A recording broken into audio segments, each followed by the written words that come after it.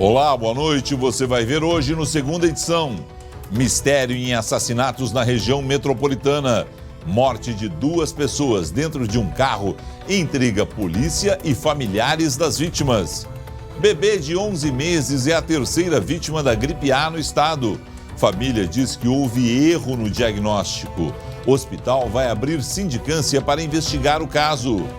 Direção perigosa. Polícia Rodoviária Federal grava flagrantes de condutores em ultrapassagens proibidas. Mudou o tempo. Chuva forte atinge fronteira oeste e causa transtornos. Alerta de temporais se estende para outras regiões do estado. E no futebol, a semana é de Copa do Brasil. Débora de Oliveira comenta os resultados da dupla Grenal no Brasileirão e projeta os confrontos que vêm por aí para gremistas e colorados. O SBT Rio Grande, Segunda Edição, está no ar.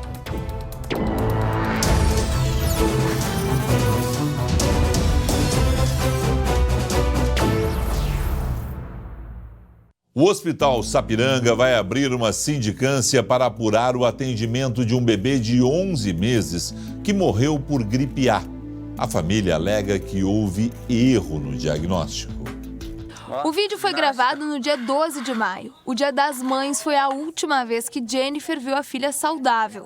Algumas horas depois, Maria Luísa teve febre e os pais a levaram ao hospital. O médico olhou e disse para mim, não, ela está com um pouquinho de febre, mas eu vou receitar o paracetamol.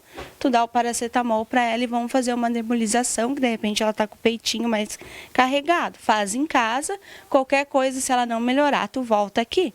No dia seguinte, a febre persistiu. A bebê foi diagnosticada com bronquiolite aguda. Eu vou cuidar da febre dela, ela vai tomar os medicamentos e vai fazer a nebulização. Foi só o que ele me falou e foi o que eu fiz lá. A família garante que entre terça e quarta-feira a menina ficou 19 horas sem ser examinada. Quando a médica chegou, a situação era grave. Maria Luísa morreu no começo da tarde de quarta. A declaração de óbito informa a causa: insuficiência respiratória aguda causada por bronquiolite. Um dia depois do velório da criança, a família foi surpreendida. A diretora da creche onde Maria Luísa ficava ligou para informá-los que a causa da morte teria sido gripe A. A bebê é a 3ª vítima fatal da doença confirmada pela Secretaria Estadual de Saúde. Agora, a família quer saber por que esse diagnóstico veio só depois do falecimento. Conforme a Secretaria Estadual de Saúde, a gripe A é identificada através de exame de secreção nasal. O tratamento deve ser iniciado nos primeiros sintomas, mesmo sem a confirmação do laboratório. A menina estava no grupo prioritário e deveria ter sido vacinada contra a gripe. A mãe diz que resolveu esperar para fazer a aplicação porque a bebê estava com uma virose e medicada com antibiótico. Que a gente jamais pensa em perder um filho, né? Jamais. E por eles não ter falado para nós o que era realmente, isso é o que mais dói. O Hospital Sapiranga informou em nota que a paciente internou na segunda-feira com um quadro clínico não compatível com influenza A e que por isso não houve indicação do Tamiflu. Na quarta-feira pela manhã teriam sido realizados novos exames e só então surgiu a hipótese de gripe A. O tratamento teria sido iniciado imediatamente. A instituição diz ainda que não houve falha nos equipamentos ou no atendimento dentro da emergência, ao contrário do que relatam os familiares. Uma sindicância vai ser aberta. Eu só espero que ela apure todas as situações e que a morte dessa criança não fique nessa história de teve ou não teve um diagnóstico errado, que se chegue a uma conclusão no caso. O governo do estado prometeu quitar a dívida com hospitais em 16 parcelas. As pendências se arrastam desde 2014. Luciane Coleman, boa noite. Boa noite, Felipe. Dívida essa que a gente seguido está noticiando por aqui, né? Bom, os valores vão ser eles são relacionados a repasses para execução de programas como equipes de saúde da família, SAMU, assistência farmacêutica e primeira infância melhor. O governador Eduardo Leite afirmou hoje que vão ser 16 parcelas que já começam a ser pagas no mês que vem. Para prefeituras, o governo do estado deve 162 milhões. Já para os hospitais, a dívida soma 54 milhões de reais. E agora, então, finalmente essa dívida começa a ser quitada, Felipe.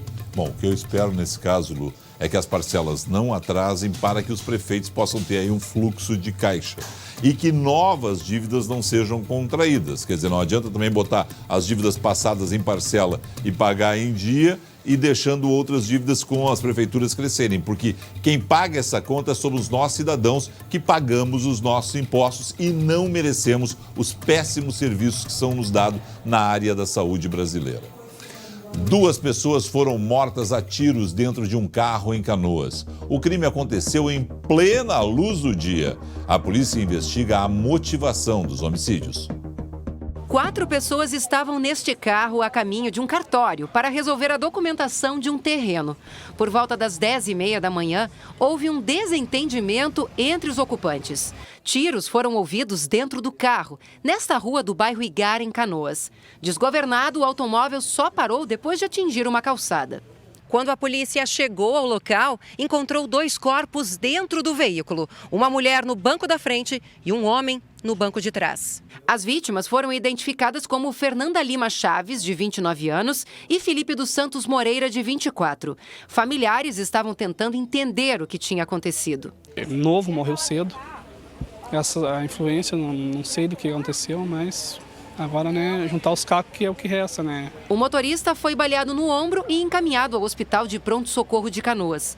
O atirador fugiu a pé. Eu estava no pátio da minha casa e eu vi que ele parou na esquina, meio desnorteado, não sabia para onde ir, com a mão na barriga, que eu não sei se ele tinha levado um tiro também, ou se ele estava segurando a arma, né? A polícia identificou o autor dos tiros e investiga a motivação do crime. Nós temos uma terceira pessoa baleada no hospital e a polícia não descarta a possibilidade dele também ter atirado no autor já identificado, e nessa troca de tiro ainda não foi possível precisar quem atirou em quem.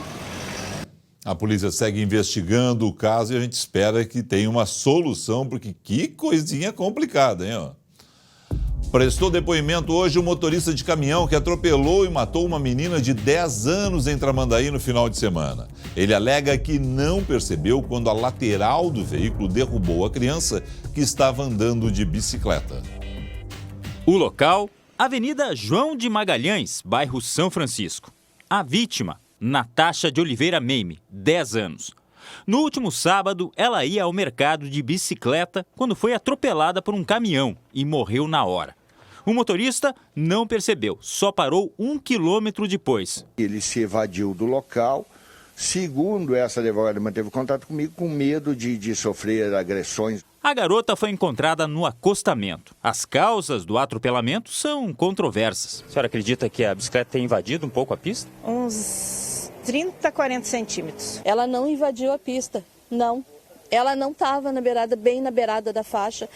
Principalmente, ela estava no canto, aonde ela tinha que ficar. As marcas de sangue foram cobertas com areia pelos vizinhos. Tão doloroso quanto o acidente e a morte foi a demora para recolher o corpo.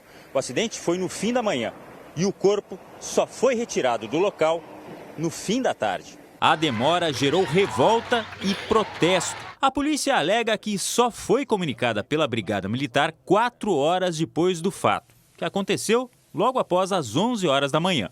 O que nós estamos buscando apurar aí é o que ocorreu das 11h30 até as 15 horas e 30 minutos, 4 horas de demora, para ver esse comunicado oficial e o acionamento da perícia. Em meio à busca por explicações, a dor sem fim da família. Ai, não tenho mais palavras. Então dá. Continua. E do culpado, se houve um culpado, a questão do Estado, a gente espera também que ninguém fique impune.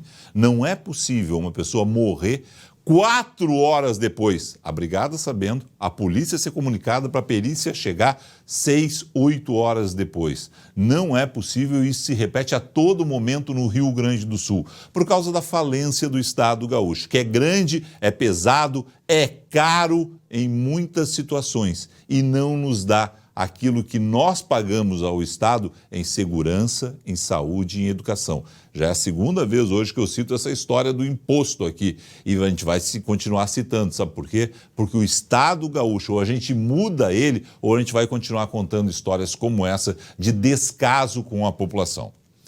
A Polícia Civil de Estância Velha acionou a Interpol para trazer ao país um dos suspeitos pelas mortes de pai e filho, donos de uma joalheria aqui no Rio Grande do Sul. O criminoso foi preso nesse sábado, na região de Misiones, na Argentina.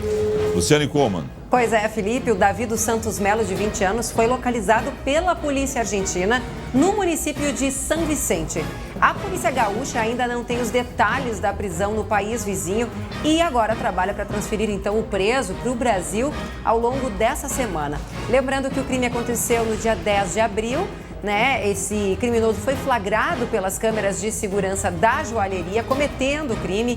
2 homens foram responsáveis por esse assalto. De acordo com a imprensa argentina, o jovem teria contratado um idoso para levar ele até a Argentina. O outro suspeito do assalto, Rafael Santos Domingues, de 19 anos, já está preso, desde o dia 23 de abril. Ele que foi encontrado pela polícia na casa da mulher de um traficante aqui em Portão, no Vale dos Sinos, Felipe. Que bom que nesse caso aí há uma comunicação e que o Mercosul funcionou. Agora vamos aguardar aí os desdobramentos e a volta dele ao Rio Grande do Sul. A Prefeitura de Porto Alegre abriu uma nova licitação para os relógios de rua na capital. Os equipamentos estão desativados desde 2015. Agora a proposta é colocar em funcionamento 168 relógios. Os novos modelos irão informar hora, temperatura, medir a radiação solar e fornecer informações do dia. Eles também devem estar equipados com câmeras de monitoramento e oferecer sinal de internet de graça. Que maravilha, rapaz! O edital prevê a instalação e manutenção dos equipamentos por 20 anos. A hora é dela. Débora de Oliveira, seja bem-vinda, tudo bem? Obrigada, Felipe, tudo ótimo. Bom, Débora, para os gremistas nem tudo está bem, né? Dentro de campo o time está mal e péssimas notícias vindas do departamento médico. Péssimas notícias, Felipe. Hoje tem mais titulares no departamento médico do que no próprio time que joga, viu? Estão fora Cortez, Paulo Miranda, Marcelo Oliveira, Jean-Pierre, Diego Tardelli, Luan e Kahneman.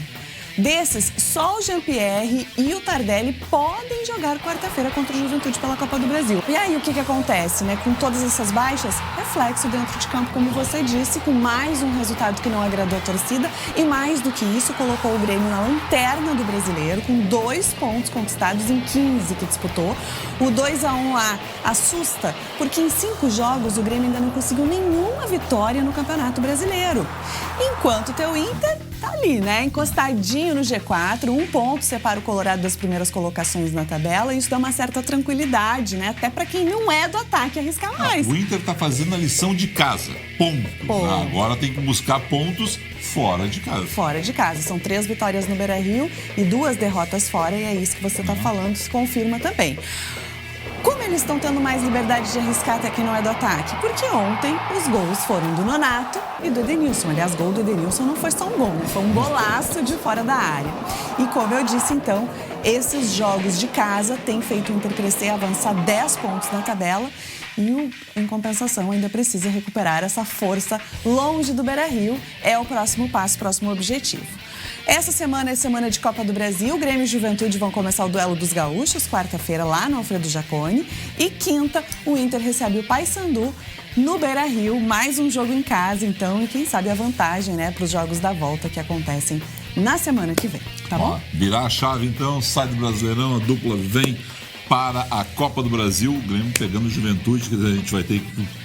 Um gaúcho vai ficar no caminho. Um gaúcho vai dar tchau, mas a gente vai ficar no aguardo porque estamos isentos e em cima do muro nessa disputa entre porto-alegrenses e caxienses aqui. Eu sempre falo em nome de Rede H Farma, de farmácias que cuida com o coração. Confira agora o recado que a Marielle da EVT tem para você. Você está endividado? Não consegue mais pagar o financiamento do seu veículo? Não pague mais do que você deve, não. A EVT Assessoria vai te ajudar. Redução de dívidas de financiamento de veículos, cartão de crédito e empréstimos. Ligue agora. Olha aqui na tela. É o 51-3391-3852 ou mande mensagem pelo WhatsApp 51997702864. Eu repito, é o 3391-3852 ou WhatsApp 99770 2864. A EVT Assessoria vai te ajudar.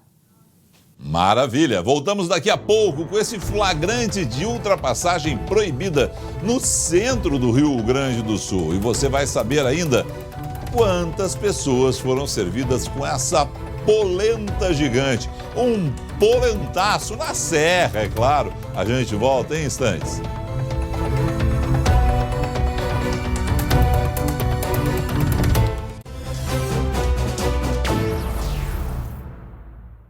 Dezoito maus condutores foram flagrados quando realizavam ultrapassagens proibidas na região de Santa Maria e Caçapava do Sul. Os flagrantes foram registrados pela própria Polícia Rodoviária, Lu. Pois é, Felipe, isso aí aconteceu no sábado. A PRF permaneceu por 3 horas nas BRs 158 e 392 em pontos considerados críticos para acidentes. E aí o resultado foi esse, né? Flagraram atitudes como desse piloto aí de uma moto vermelha que ultrapassa uma picape no local proibido, depois é perseguido e abordado pelo agente da Polícia Federal.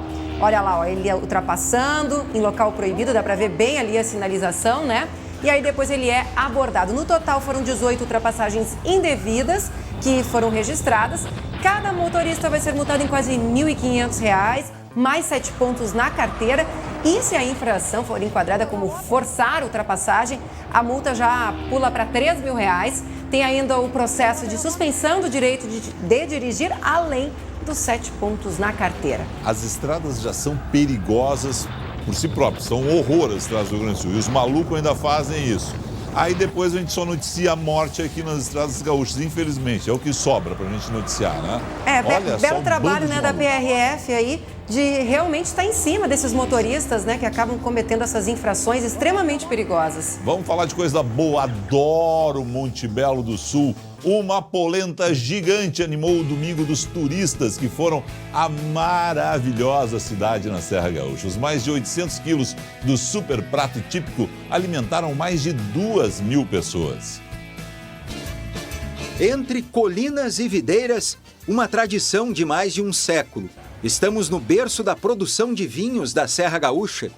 Monte Belo hoje é o maior produtor de uvas per capita da América Latina. O clima e o solo da cidade de 2.600 habitantes são ideais para preparar bebidas de altíssima qualidade. Além do vinho, os imigrantes italianos trouxeram algo a mais na bagagem. A polenta, né? A polenta? Tem que ter a polenta e a fortaia. O fato é que a polenta se transformou em um dos pratos mais tradicionais da culinária italiana no Rio Grande do Sul. É uma receita com poucos ingredientes e simples de fazer.